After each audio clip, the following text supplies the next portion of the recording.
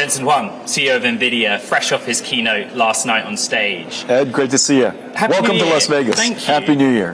Familiar territory for Congratulations on your new baby. Thank you very much. A lot's changed since we last spoke, actually. Yeah. But of the broad spectrum of what you announced last night, new graphics cards, new chips, actually, technically in the automotive space, products and services on the software side, which is the single most important for Nvidia's future? They're all important. You know, it's hard. It's all important. It's hard to pick your favorites. You know, we announced 3 chips. We announced a brand new AI, a world foundation model, first of its kind, and we announced our work in 3 areas in robotics. Right. And they're all important. And you know, the thing, of course, we announced a brand new Blackwell RTX, and has a new AI technology called Neuro shaders, and we're combining artificial intelligence and classical computer graphics. Let's go to RTX, the new RTX. Yeah. We've become so accustomed to your story being dominant in a market for high-performance GPUs, server racks, data centers. This is going back to your roots. It's in the desktop context. There's one right there. Later in the year, a laptop. But for a target base that is developers and nerdy, hardcore gamers, what's the future of that business for you? Computer graphics is going to be here forever. And what we've done is we've fused artificial intelligence and computer graphics together.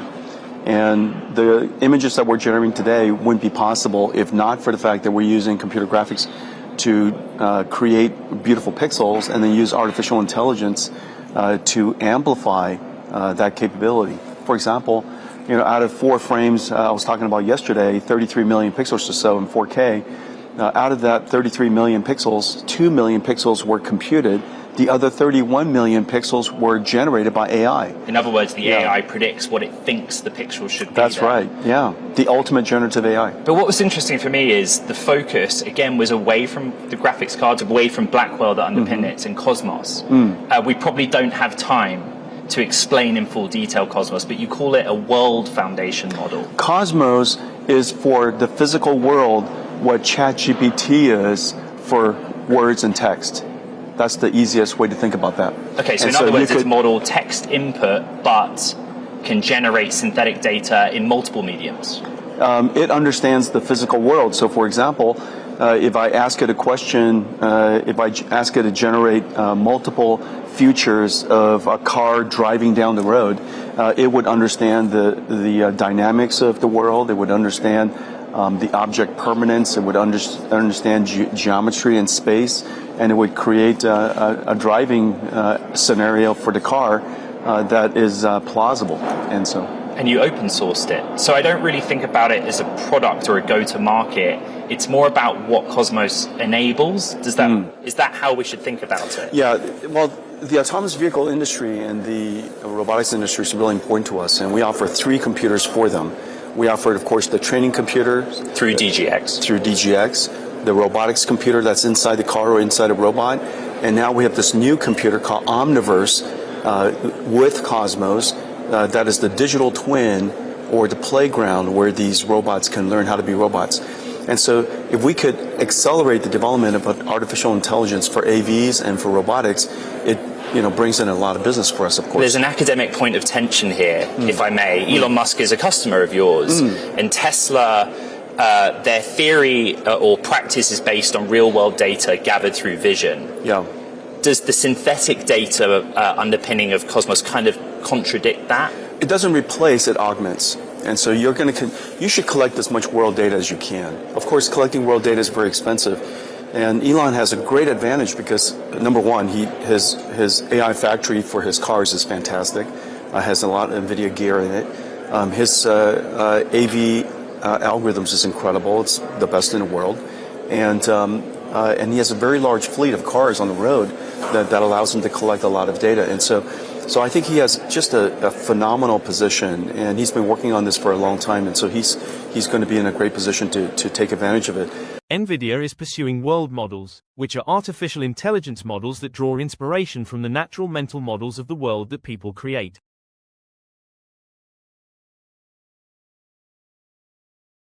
The company revealed that it is making a family of world models that can forecast and produce physics-aware videos publicly available at SEI 2025 in Las Vegas. This series is referred to by Nvidia as Cosmos World Foundation Models, or simply Cosmos WFMs. GitHub, the AI development platform Hugging Face, and Nvidia's API and NGC catalogs offer the models, which may be customized for certain uses. In a blog post given to TechCrunch, Nvidia stated that it is releasing the first wave of Cosmos WFMs for physics-based simulation and the creation of synthetic data. Under Nvidia's permissive open model license, which permits commercial usage, researchers and developers are free to use the Cosmos models, regardless of the size of their organization.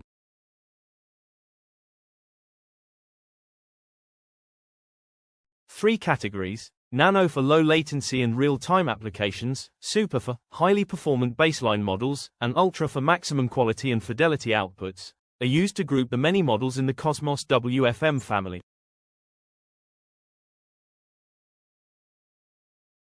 With Nano being the smallest and Ultra being the largest, the models have sizes ranging from 4 billion to 14 billion parameters. A model's ability to solve problems is largely reflected in its parameters, and models with more parameters typically outperform those with fewer. Nvidia is also releasing guardrail models to ensure responsible use, an upsampling model, an augmented reality optimized video decoder, and optimized models for applications such as sensor data generation for autonomous vehicle development as part of Cosmos WFM.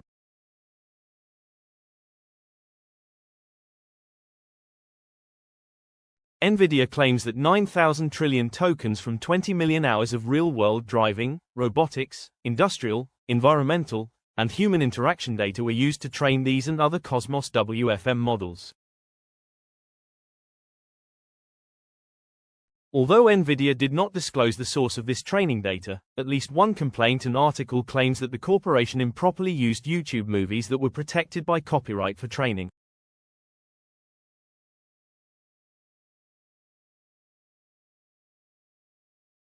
A representative for Nvidia informed TechCrunch that Cosmos isn't made to replicate or violate any protected works when contacted for comment. So, what implications does this have for Nvidia's stock? Let's explore that. But first, a big thank you to those of you who've stuck with us this far.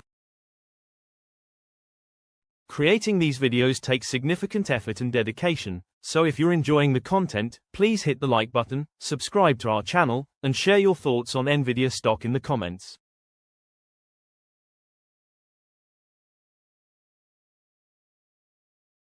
Your support truly helps us grow. Now, let's get back to the video. Influential in this upcoming administration. Yeah. But he also positions Tesla as a leading AI and robotics company. Yeah, very. How does that bode for Nvidia, Elon Musk's influence of President-elect Trump, and also the coming administration's kind of attitude towards AI? I don't know the attitude towards AI. I know Elon's attitude towards AI, and he's very optimistic about its future, and obviously he's working on some of the most important AI areas. XAI is working on foundation, cognitive intelligence AI. Tesla is working on autonomous vehicles, and Optimus is for humanoid robotics. These three areas of AI are the three most important areas of AI, and so I think he's working on exactly the right things. You kind of positioned AI, Nvidia's position in the supply chain for physical AI, robotics, autonomous driving. Explain it a bit more, the role you see NVIDIA playing. Well, we're a core technology company, and so we build the foundational computing platforms. We're also full stack, and so we develop the necessary algorithms, the necessary AI technologies, and then we put it out to the industry for them to adopt it and turn it into end market solutions. We're a computing platform company. So you're on stage and you're surrounded by, I think, a dozen humanoid robots, which is nice for you. When will I be here at CES in Las Vegas and actually have... There's some robots right down the hall. No, but in real terms, you must have a timeline that you see real-world commercial deployment of the technology you outlined last night. It depends on use case. I would Which say... will we see first use case? The first use case will probably be in manufacturing. You know, there's estimates tens, if not 100 million jobs that are workers that are... The world is short of workers. And aging population, declining birth rates, and so I think the world needs a lot more workers. Robotics is one of the best ways for us to supplement all of that and help companies recover the lost revenues on the one hand and drive productivity, which reduces inflation for the world on the other hand. And so I think robotics is going to be very important to that. In different areas, you could have, they'll probably deploy into manufacturing first because they obviously need it most. Which you see as a ginormous potential market, addressable market. It's a $50 trillion industry that wants to grow and needs to grow. Sorry to interrupt you, Jensen. I think the thing that Wall Street's struggling with this morning, among many things, is DGX, they understand the investment there, that trains the foundation models. In terms of Nvidia's business model, what you outlined last night, Cosmos, and then later on the inference side, how physical AI helps grow your business from there. Drives DGX growth. Just simple as that. Yeah, as simple as that. I think if you just look at simply like that, we have 3 computers, and 2 of the computers, DGX and Omniverse, drives an enormous amount of data that is necessary to train the AI models. Right. And so Omniverse creates the data that we then use to train AI models. The training is what drives DGX sales. And the more robots that are available, the more data we can create, the more AI models we have to go train. That cycle is ultimately what we're striving for. All of that drives consumption for data center growth. There is a surge in AI spending, data center growth. Some of our audience are a bit concerned about how sustainable that is, short, medium, and long term. Well, at the limit, artificial intelligence is the single most important technology force of our time, and it's really about we're at the beginning of that. And in the future, every single data center will be driven by AI and the type of computing that we build today. And so if you look at the world today, we're about a year and a half into the remodeling, if you will, the modernization, the reinvention of computing. And so I think that over the next several years, you're going to see the transition from the old way of doing computing, general purpose computing. There's a new way of doing computing, artificial intelligence and accelerated computing. And so we have a lot of growth to go. According to the spokesperson, Cosmos learns in the same way that humans do. We collected information from a range of public and private sources to support Cosmos learning, and we are certain that our use of the information complies with the letter and spirit of the law.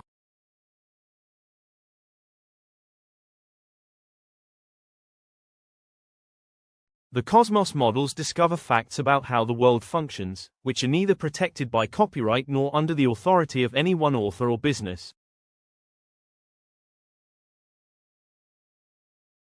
Claims like Nvidia's, which are based on the fair use legal doctrine, may not withstand judicial examination, according to copyright experts, despite the fact that models like Cosmos don't actually learn the same way humans do.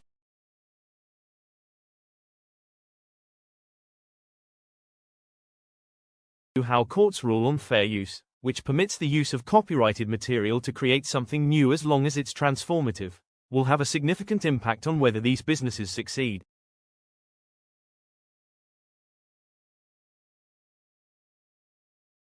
According to Nvidia, Cosmos WFM models can produce high-quality, controlled synthetic data when given text or video frames.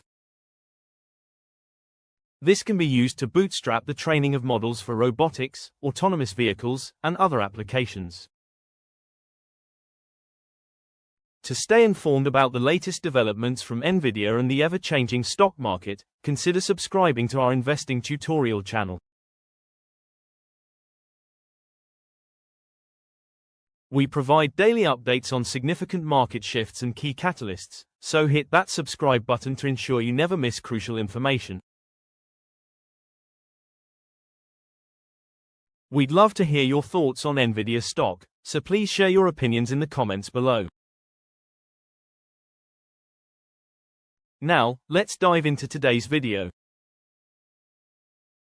Right? The story, accelerated computing. You spent 4 years redefining the computer for me, but then we get RTX Blackwell, single Blackwell in that form factor. The target audience is hardcore gamers, but also developers. And I wondered if you could give me any early examples or evidence of how you see the gaming industry adopting your technology.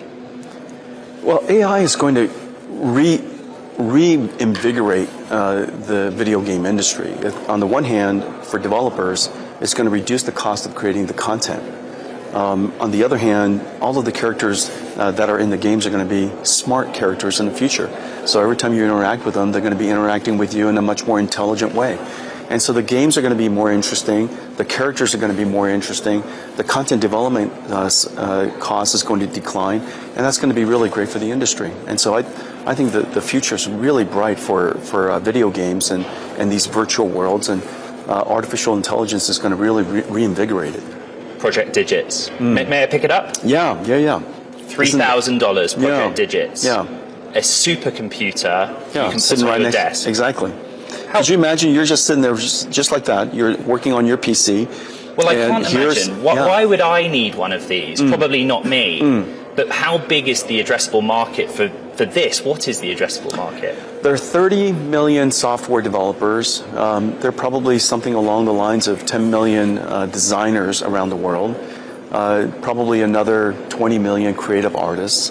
Hard to say exactly how many students. I'm going to guess probably a couple of 100 million students around the world. Everybody's going to have to afford it. Everybody's going to have to well, they can afford computers.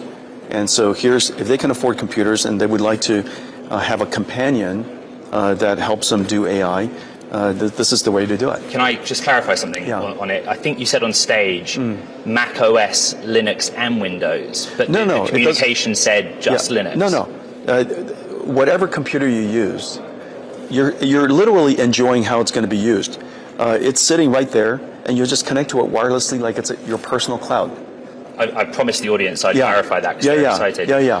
We're running short on time. President-elect Trump has been speaking during the course of our conversation. How imperative is it that you go to Mar-a-Lago and meet with him if Nvidia is America's leading AI company? And will you? I'd be delighted to go see him. Have you been invited? Not yet, but I would be delighted to go see him and congratulate him and do everything we can to help this administration succeed.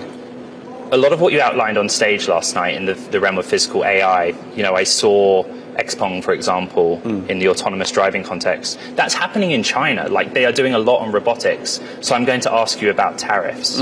It's likely this coming administration will be as restrictive on technology export, and tariffs will be a function. How have you prepared for that, Jensen? Whatever the administration ultimately decides, we'll give them as much insight as we can from our perspective, and I'm sure that the administration will make the right moves. That's in the best interest of our country. 2025. I kind of started the conversation by saying a lot has changed since we last spoke in the summer. You said that the age of general robotics is just around the corner. Is 2025 the year of general robotics, or is that a little premature to your mind? The development is going gangbusters, as you can see, all the different robots that are going to be around here. And the enabling technology necessary for general robotics is coming together. All the pieces are coming together. The industry still has a lot of engineering to do. If you look long term, pick your horizon. In 10 or 20 years, the number of robots that's going to be on Earth is going to be measured in probably tens, if not hundreds, and not potentially billions of robots. And so those days are clearly coming. Is it going to happen in the next couple of years or the next 5 years? Hard to say. But the development of robotics is going to be all over the world now. And we're seeing startup companies, large companies, industrial companies, consumer electronics companies, all getting involved in the future of robotics. And our offering to the industry is a 3-computer system. And so whether they're developing the robot, training the robot, we have DGX systems for them and DGX clouds for them. If they're simulating the robots, we have Omniverse for them. And if they want to deploy that, when they're ready to deploy the robots, we have little computers that basically is the computer brain of the robot that they can put inside the robot. And so we'll work with the industry across the board from the development of the robot to the deployment of the robot. And we have computer systems for them, algorithms for them, AIs for them. And we'll partner with the industry to make this future happen. Very, very quick. Which line of business grows fastest this year? Data center, gaming, or other? They're all going to grow fast. I think gaming is continuing to grow. Our autonomous vehicle business is already on its way to be a $5 billion business this year. And so, run rate. And so the autonomous vehicle business is just starting to get off the ground. And that tells you something about how we address it. And the reason for that is we get the benefit from the beginning of the development of the AIs all the way to the deployment of the cars. Because a car company needs 2 factories, a car factory that builds the cars and an AI factory that builds the AIs for the cars. And both of these areas we get to participate. And so I think it's going to be a very large business. Jensen, I've made you late for your next appointment. Yeah, it's great to see you. I'm incredibly grateful for your time. It's good to see you as well. Jensen Huang, the Nvidia CEO.